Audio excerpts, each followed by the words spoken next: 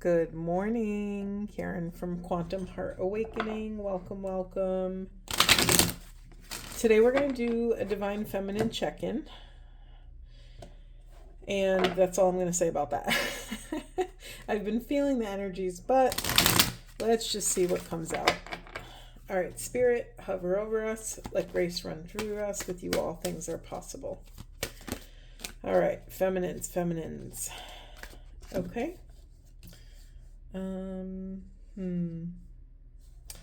You know, it's funny. I've been really debating on taking reversals. I've just been sort of, I don't know. I've been adverse to reversals.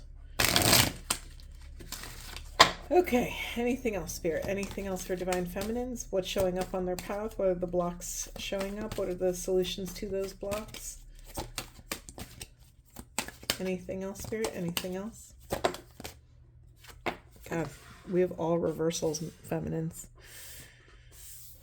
You know, it's funny. This is already not really in alignment with the energies I've been picking up. So I'm curious where this is going, Spirit. Curious where you are going. Okay. Nope, we're getting more. Lots of root chakra stuff. Lots of discipline regarding financial issues, safety issues, working on stability, feminines, working on following your intuition. Oh my God. Okay, this is a synchronicity. What's in the unconscious position here? We have health. We have health. A lot of stuff for many feminines that I know are going through profound body trials and tribulations, pain, backs going out. I know 3 people who are having back issues, 3 women, actually 4 now that I say it out loud. All right, let's jump into here. Excuse me. Feminines, as you take accountability and close out these karmic cycles, and I want to get really specific here.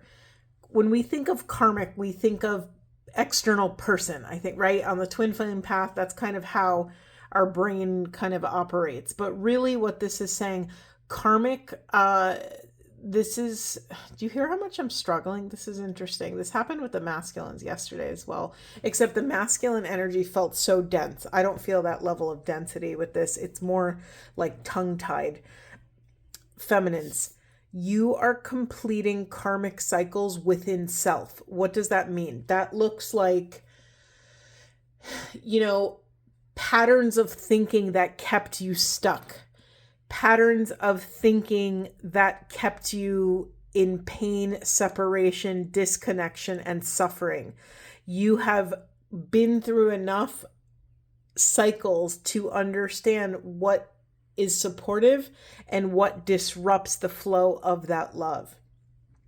You are learning. You have received all of this education, this real life experiential education, and you understand that by staying in those karmic cycles, it blocks your manifestation. Your core work has always been self-discipline in the heart. Can you be precise and choose your thoughts and feelings regarding who and what you love? This is really important here. Okay. Yes, when you have weak, no, I don't want to say it like that. That sounds kind of shitty. When you struggle to have discipline around your self-esteem, your creativity suffers. The way you show up in the world suffers. Your health suffers.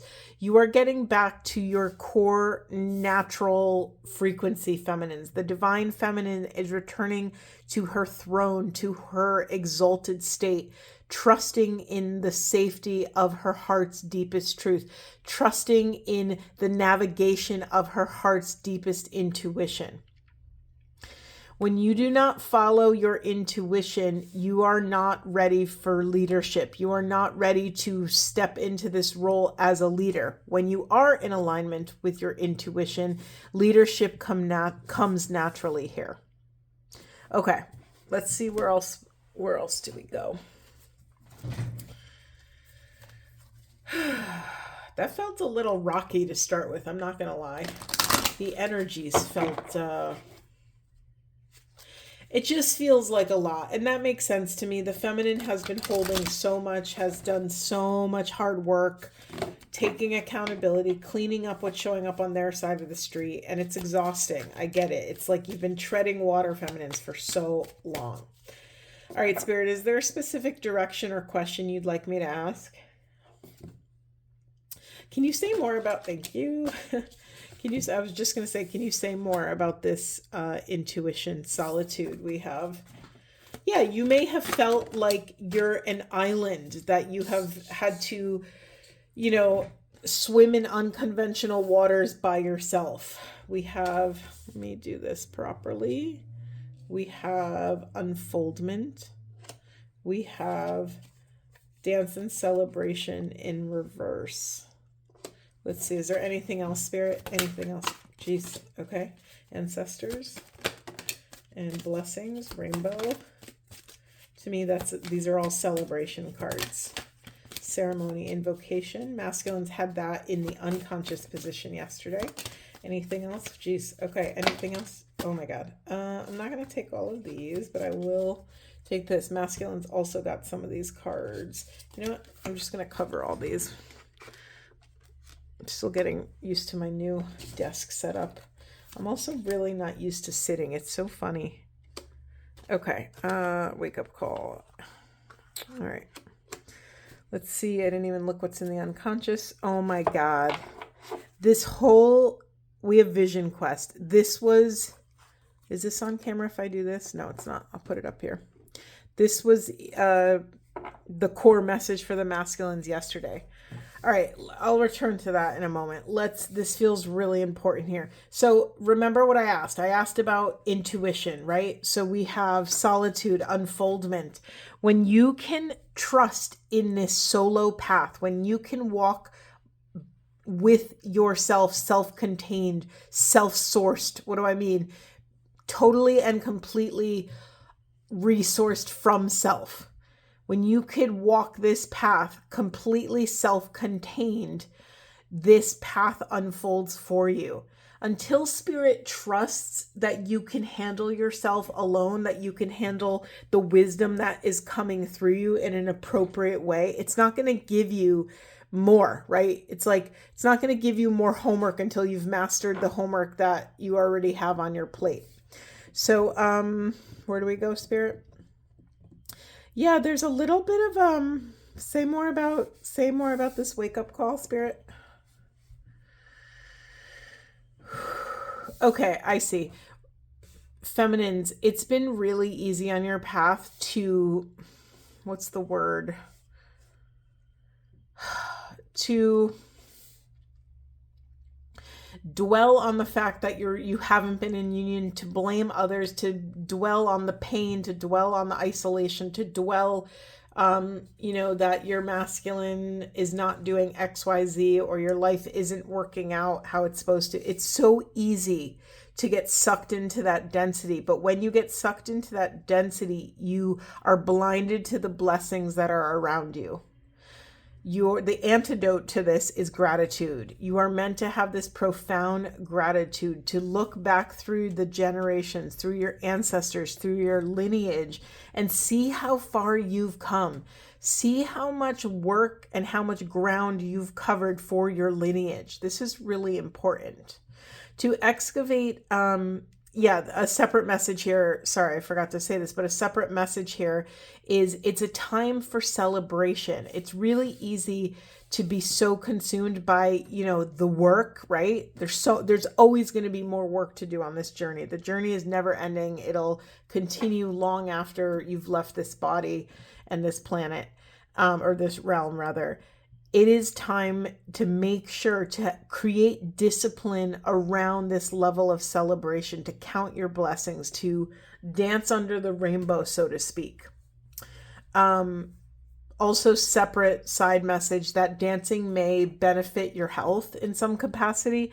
If you've been struggling to develop a routine or find to find your flavor of health and wellness, maybe dancing will uncover something for you. Remember, our health is what's being pushed into the shadows. So, it's been really easy to focus on external things. It's been really easy to, be in service to everyone but ourselves, right? And so now we're taking accountability for our physical vessel, right? If none of your work can continue forward if your body doesn't have the endurance to carry this work, this divine work, across the finish line, right? So body has to come first. We're a mind and a body in the world. That's what one of my professors used to always say. Let's see, where are we going, Spirit? Yeah, and then this whole section here, we have the vision quest, we have ceremony, invocation. You have all of these ancient healing tools at your disposals, feminine. It's up to you what you do with them, and it's up to you to create safety and have discipline around the environment in which you can access them. Like, say you're a busy mom of a bunch of kids. Sorry, I don't want to say it like that. I don't know why I said it like that, but say you're a busy mom. You have a lot going on. It's not always easy to take a 40-day vision quest in the desert, right? That seems pretty unrealistic for modern times. But maybe you can carve out safe space for an hour or 30 minutes where you can be alone with yourself in nature and just empty the vessel and surrender yourself. Put yourself on the altar and say, here you go, God.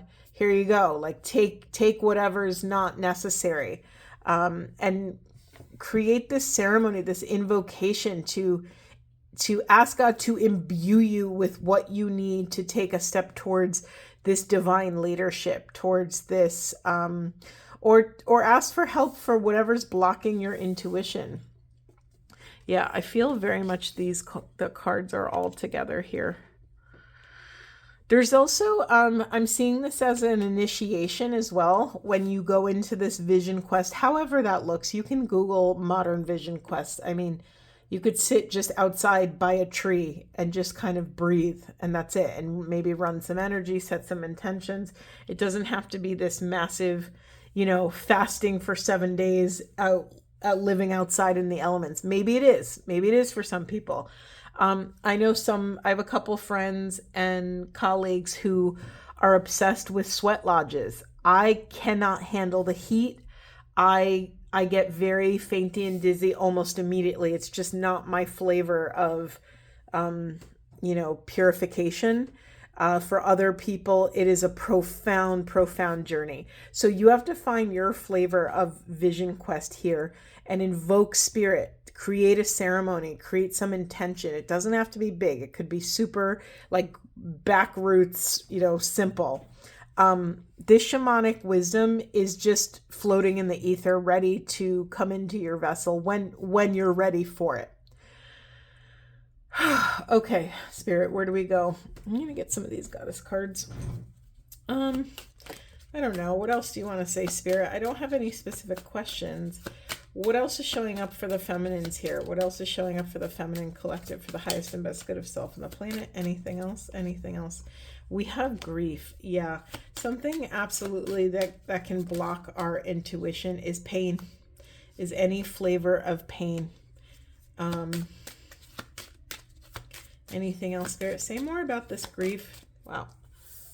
That came flying out. Yeah. Worthiness. Some of the feminines feel so unworthy to receive this profound love. And I understand, because we have been raised in a society that has told us, in a patriarchal society that has told us over and over again that how unworthy we are, right?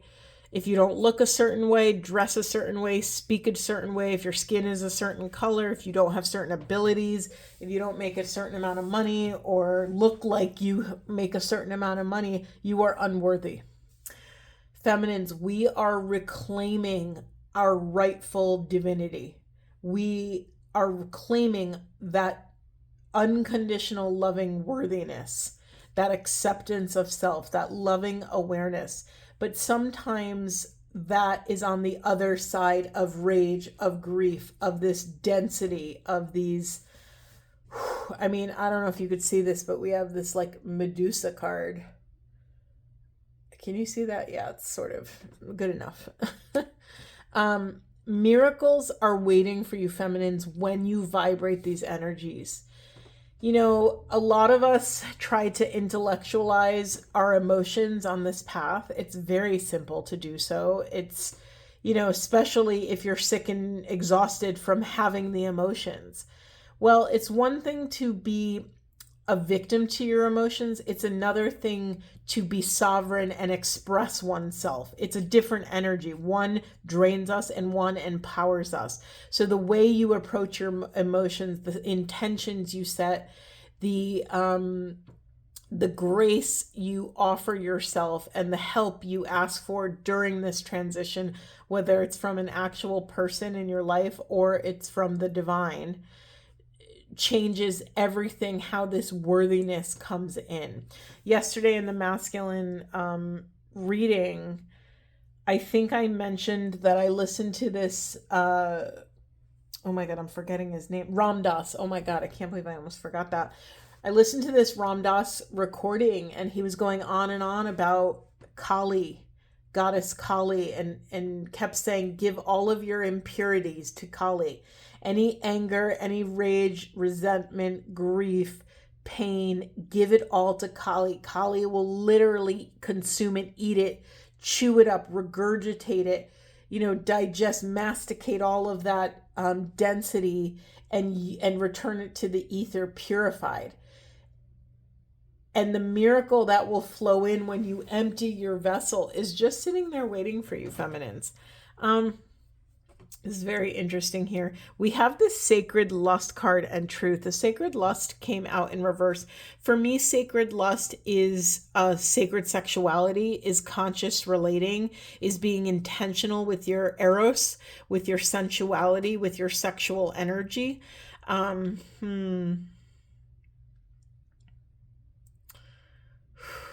Okay, sorry, I was just feeling the pain of that. Yeah, part of this rage and grief that is showing up for us feminines is that maybe moments where that lust has not been so sacred. Maybe, it's so sad to say this, but most feminines have had their boundaries crossed in some capacity, either physical, mental, emotional, spiritual.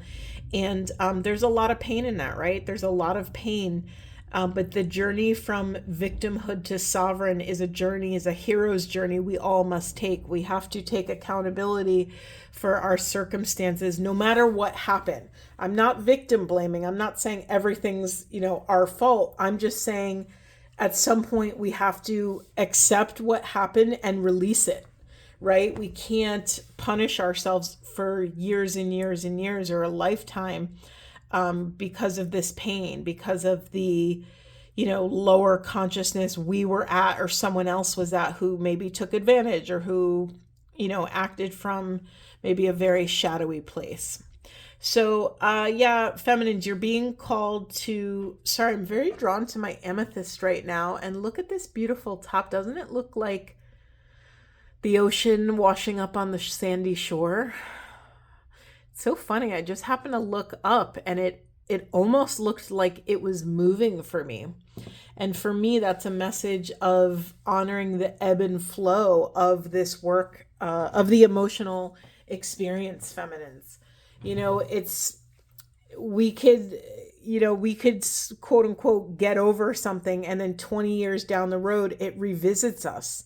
And it feels as painful as it was yesterday. There's something about, instead of running from whatever this pain is, or grief or anger or whatever emotion you're having, can you offer grace?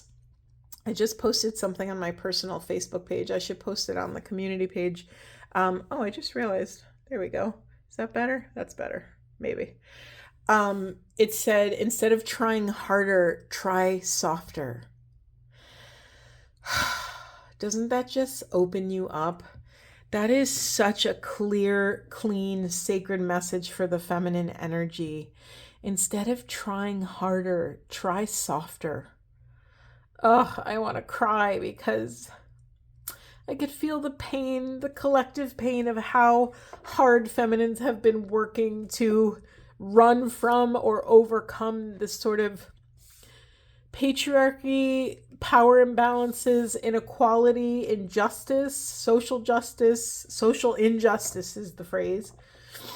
It's so painful, and no matter how much we can speak positively and we could speak blessings over our lives, that the wounding of all of the unworthiness messaging and programming that we've picked up over the years is so profound. It's so painful and dense, and it really takes precision work to overcome those moments. So when you have those moments and you don't know which way to go, I invite you to first and foremost allow what's moving through you. There is nothing to fix here. Actually, if these emotions are knocking at your door, they are coming up to be released and healed. So it's a blessing that this pain has arrived at your doorstep, feminines. I feel like I had 2 more steps to share with you and they just went out of my mind. I just happened to look in the unconscious position. We have the wounded healer. Oh, thank you, Spirit. I was wondering when this was going to come full circle. When we do not take accountability for our own wounding, we are not able to teach others. We have to move through our own difficulty to learn the skills and knowledge. Once we move through and gain the knowledge, that next step is that knowledge has to integrate into our physical vessels, into the fascia, into the marrow of who we are. Once that alchemical process takes place, we move into embodiment.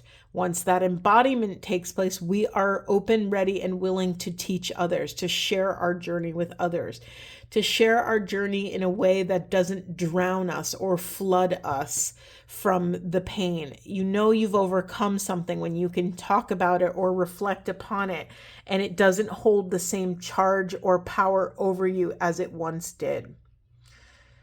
Whew, feminines, holy moly. I'm going to wind it down. I'm trying to do shorter readings and really honor the density and intensity of what this is, and just give each of these moments the honor and respect they deserve and let them breathe a little bit. If you guys want to watch more videos, I will leave that up to you, but I'm really trying to create a little bit more space for this work to breathe. It's so much, and I understand how intense of a reader I am. The way I work is Spirit shows me oneness and shows me everything out of oneness. And usually that's a lot of density and pain. And so I understand that even though I'm casually doing these readings, I understand the gravity and the space these can take up in our hearts and minds and inner work. So I'm trying to really honor that and give everyone more space to let these divine morsels integrate. Okay, we have 2. Oh, hold on. Okay, I'll take these 2. We have some divine feminine Buddha wisdom. We have, don't let worldly temptations lead you astray. This kind of feels linked to me to this sacred lust. Our lust could also be for material objects, for a certain amount of money in the bank account, a certain clothing or certain products or items for our home that, we think we need, or maybe they are instant gratification, impulse purchase. You are being asked to not let these worldly temptations lead you astray. And then we have, when you try to hold on to things after their time, you suffer and make others suffer. It's interesting because this includes your own pain. This includes your own trauma. I honor how traumatic trauma is. It's the nature of the beast. And yet no one can take away your history, but you do have control over how much you let that history have power over you. When you try to grasp and cling to this pain, to these things after their time, you suffer and make others suffer. that is in perfect alignment with this reading's feminine. It's time to let go. It's time to vibrate these things one last time, ask for the support, safety, and whatever you need to help navigate this. But it's up to you to have the discipline to let it go, to give all of those impurities to Kali to consume. Okay, I just have to look because I'm really curious. Yeah, in the unconscious position. I think some of you are scared that you're going to take a wrong move, but there is no right or wrong path. There is only the path that you choose.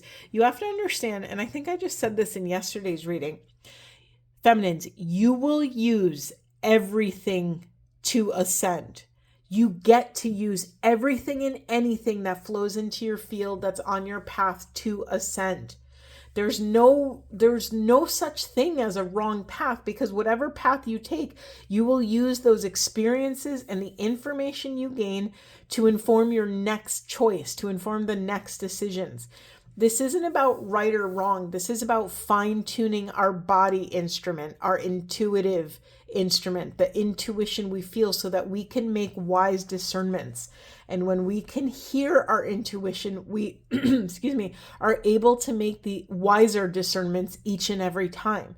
So there is no wrong path. Any choice you make is a polishing stone that polishes our radar, our intuitive discernment. Okay, I think I'm going to leave it there, feminines. Beautiful reading. I hope this was supportive. If you need any help, please reach out. Check out my website. I am available for private readings, but also for coaching and some other things. If you are in Connecticut, I have some events coming up. Please check out my website, my events section, and I'd love to meet you in person. So thank you for being with me, and I will see you in the next one.